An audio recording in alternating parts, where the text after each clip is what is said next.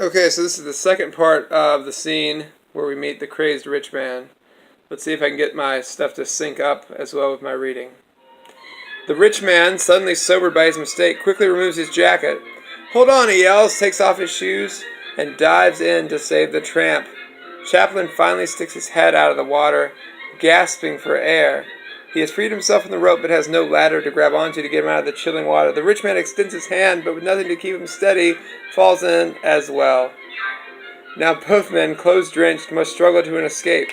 After several seconds of clawing, the exhausted men are able to pull themselves out. First the rich man, then, with some of the rich man's help, the tramp.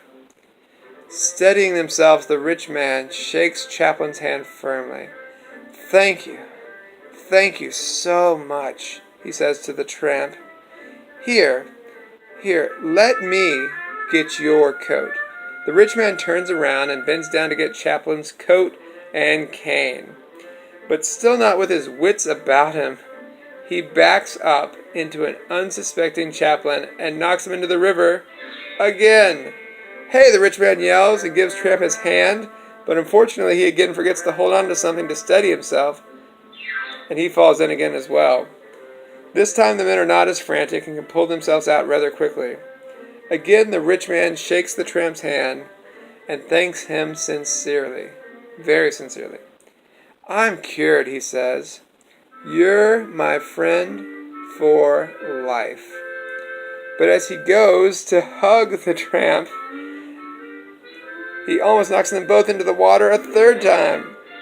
Thankfully, the tramp catches him and disaster is averted. The rich man, still stumbling, collects the tramp's coat and cane and hands them to him.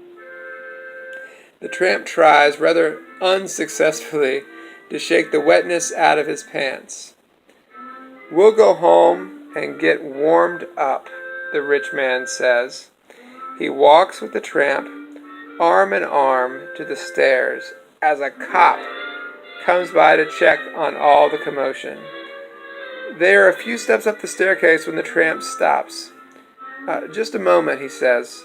I've forgotten something. And then he walks back to the bench where he has left his flower.